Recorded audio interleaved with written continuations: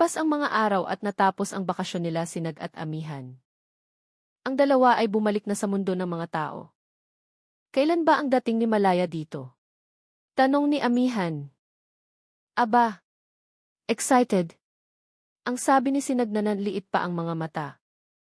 Sira. Dahil yung unit na tutuluyan niya kailangan natin na linisin. Kaya ako napatanong. Ang eksplanasyon ni Amihan kay Sinag. Over naman yun paliwanag mo. Pero kailangan nga natin bumili ng iba't ibang gamit para sa kanya. Ang sabi ni Sinag. Ano ba ang gusto niyang gamitin? May mga specific ba siya na kailangan? Ang tanong ni Amihan. Nanliit na naman ang mga mata ni Sinag at tinakpan ang bibig na tila ba lalong nang aasar. O asawa ko. Ano ba ang gusto mo? Ang sabi ni Sinag sabay tawa.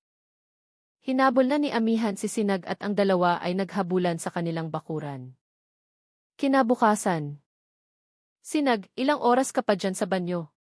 Ang sigaw ni Amihan. Aba, grabe siya. Naghahanda lang ako kasi buong araw tayo sa labas ngayon. Ang sabi ni Sinag. Aba, mukhang gigimik lang. Grabe daya ng suot ha. Ang sinabi ni Amihan. Ang kasuotan ni Sinag ay ang pangkaraniwang sinusuot ng mga gagala, puno ng make-up at lipstick, ang damit naman ay blouse na pula, at pantalon maihiwa-hiwa pa, at higit sa lahat ang kanyang suot sa paa ay sapatos na sandals na may heels.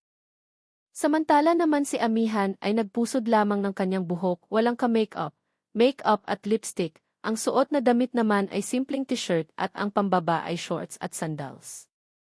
Lumabas na sina Amihan sa kanilang bahay at agad na binati ng mga umuupa ng kanilang mga apartment unit. Ate, para kang tatakbo sa halalan kung kumaway sa mga tao. Ang sabi ni Amihan. Sayang ang porma ko pag hindi ginamit ito. Ay kandi nga eh. Ang sabi ni Sinag. Ate, bakit hindi mo gawin yan sa mundo ng salamangka?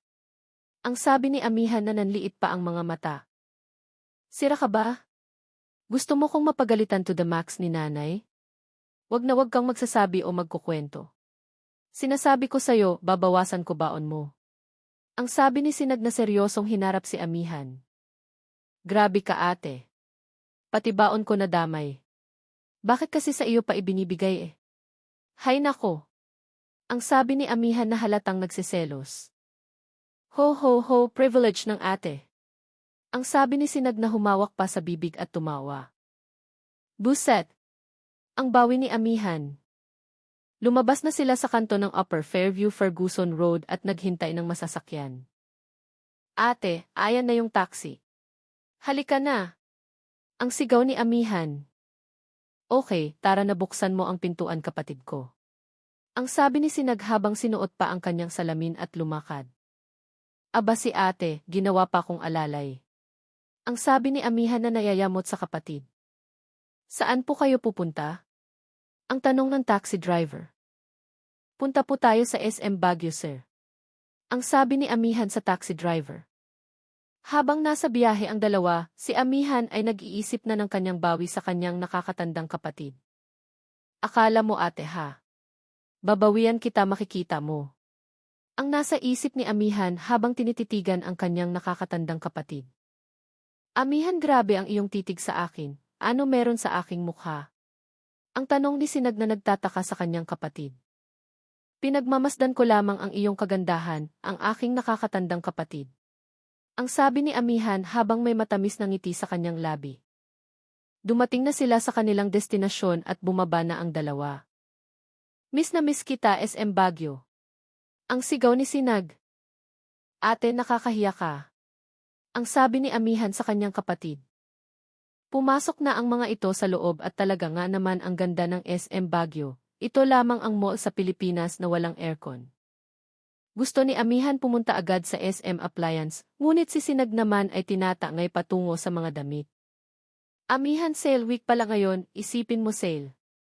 Ang sabi ni Sinag na hindi mapigil ang sarili. Ate naman. May mission tayo dito hindi para maggala. Bukas na lang kung gusto mo. Ang sabi ni Amihan sa kanyang kapatid. Bukas? Alam mo ba na maaring wala na bukas ang maaari mong mapili ngayon? No way. Ang bawi ni Sinag sa kanyang kapatid. Aba ate. Mawawala nga yung gusto mo ngayon pero sigurado ako meron naman na iba ang magugustuhan mo bukas. Ang bawi ni Amihan sa kanyang kapatid. Hindi mo malalaman agad yun Amihan, talaga nga naman, madami pang matutunan ang aking kapatid. Huwag mo maliitin ang mga tulad namin. Ang sabi ni Sinag na umiiling-iling pa sa kanyang kapatid. Hala, may sekta pa pala ngayon kayong mga ganyan ang ugali. Grabe nakakatakot. Ang sabi ni Amihan na halatang sumuko na makipag-argumento sa kanyang kapatid. At iyon na nga ang nangyari, natalo na sa argumento at tila ba sumali pa sa sekta ng mga Sales Week Group. Ate, ang ganda nito. Ang sabi ni Amihan na tuwang-tuwa na hawak ang isang blouse na may picture ng Pac-Man karakter. Ayan na. Isa ka na sa amin. Ang sabi ni Sinag sa nakakabatang kapatid. Lumipas ang ilang oras at tila ba nawala sa sarili sina Amihan at Sinag sa pagtingin-tingin ng mga damit, sapatos at kung ano pa na kanilang magagamit sa pagsisimula ng pasukan sa eskwela. Teka, gutom na ako aking nakakabatang kapatid. Tayo ay pumunta na muna sa food court, gusto ko nang kumain. Ang sabi ni Sinag. Mang-inasal tayo ate. Ang sabi ni Amihan na gusto kumain ng inasal. Biglang napaisip si Amihan sa mga nangyayari. Teka lang, hindi ba kailangan namin tumingin ng mga gamit sa apartment ni Malaya? Ang natanong niya sa kanyang sarili habang napatingin si Amihan sa mga bag ng damit at sapatos na kanyang binili. At dahil dito ay napahinto si Amihan sa kanyang paglakad at tila ba isang bulkan malapit ng pumutok. Ate! Pagkatapos natin kumain tumingin na tayo ng mga gamit doon para kay Malaya. Ang sabi ni Amihan na naasar sa nangyari. Aha, tapos na ang ligaya. Sige na, kain na muna tayo ng mabilisan at tayo ay mamimili na ng gamit ni Malaya. Inatas din sa atin iyon. Ang sabi ni Sinag sa kanyang nakakabatang kapatid. Susumbong kita talaga kay nanay pag hindi pa tayo nakakilos. Sinasabi ko sa'yo. Ang sabi ni Amihan na pinalobo pa ang mga pisngi.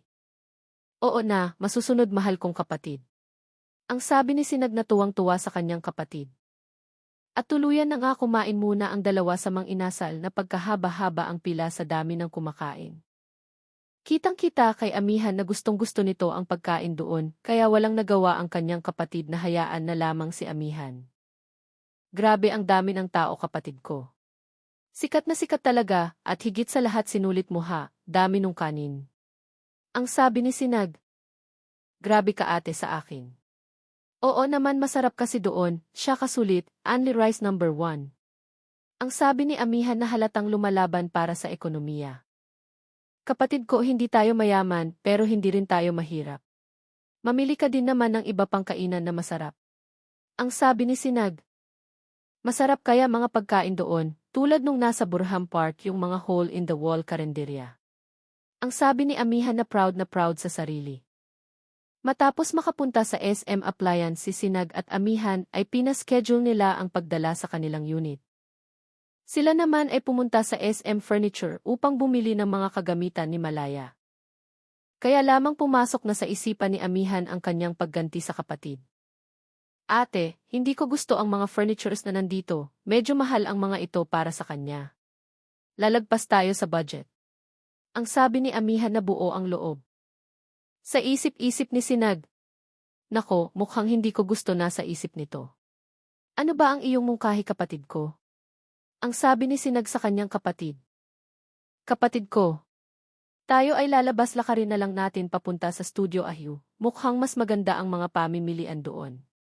Ang sabi ni Amihan na nakangiti sa kanyang kapatid. Nako. Tara, taxi na tayo bilis. Ang sabi ni Sinag sa kanyang kapatid. Sayang sa pera, lakarin na lang natin ito.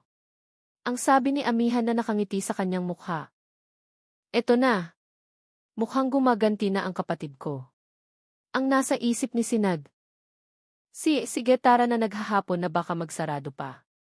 Ang sabi ni Sinag na halatang walang magawa.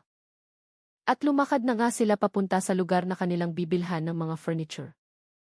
Si Sinag ay halatang unti-unting napapagod dahil sa daan na pataas at pababa. Halatang hinihingal at sumusuko ang mga paa. Habang si Amihan ay nasa kanyang harapan at tila ba nag-e-enjoy pa sa ginagawa. Kapatid ko, sandali, tulong. Pahinga muna tayo, pagod na ako. Ang sabi ni Sinag na hingal. Hindi nagsalita si Amihan at huminto na lamang din sa kanyang paglakad. Tahimik ito sa kanyang kinatatayuan at nagpapahinga. Ate, para akong susuka, lalabas ata lahat ng kinain ko. Ang biglang sabi ni Amihan at maluha-luha ito. Hala ka! Ikaw kasi! Ang sabi bigla ni Sinag. At saka sa maang palad. Hindi na nga napigil ni Amihan ang kanyang sarili at lumabas ang isang makulay na bagay sa kanyang bibig.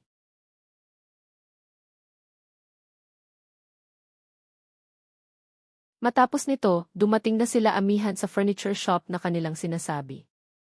Pwede na yan, kunin na natin yan, iyan pwede na din yan, maganda naman, pasok sa budget yan. Ang sabi ni Amihan sa bawat pinapakita nila. Nag-backfire ata plano ng kapatid ko ha. Hindi na iniisip kung ano bibilin. Ang sabi ni Sinag na tila natatawa pa.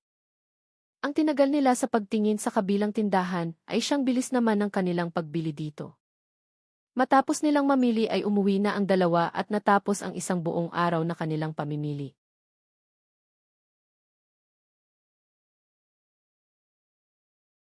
Kinabukasan ay sila naman ay naglinis ulit ng unit ni Malaya, isang one-bedroom apartment na konektado ang living room, dining at kitchen. Saan po lalagay ang mga ito? Tanong ng nag-deliver ng mga furniture. Dito po, dito po. Ang sabi ni Amihan at tinuturo ang mga pwesto saan ilalagay ang mga ito. Unti-unti nang dumating ang mga gamit at ang dalawa ay walang tigil sa pagkilos at paglinis ng lugar. Buong araw tayong nagtrabaho, kapatid ko. Pagod na ako. Ang sabi ni Sinag na nakahilata sa sofa set na kanilang binili. Ate, tumayo ka dyan, baka magmarka ka dyan at sabihin second hand na ang mga ito. Ang sabi ni Amihan. Okay lang yan. Ako na bahala dyan. Pagod na ako. Ang sabi ni Sinag na pagod. Kinabukasan.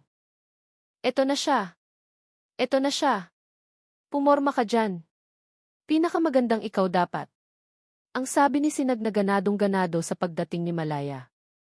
At iyon na nga, dumating na ang isang sasakyan na may dala-dala ding mga bagahe na kanyang personal na kagamitan. Tila bumagal ang mundo nila Sinag at Amihan nang lumabas si Malaya sa sinasakyang kotse. Kamusta? Ang sabi ni Malaya.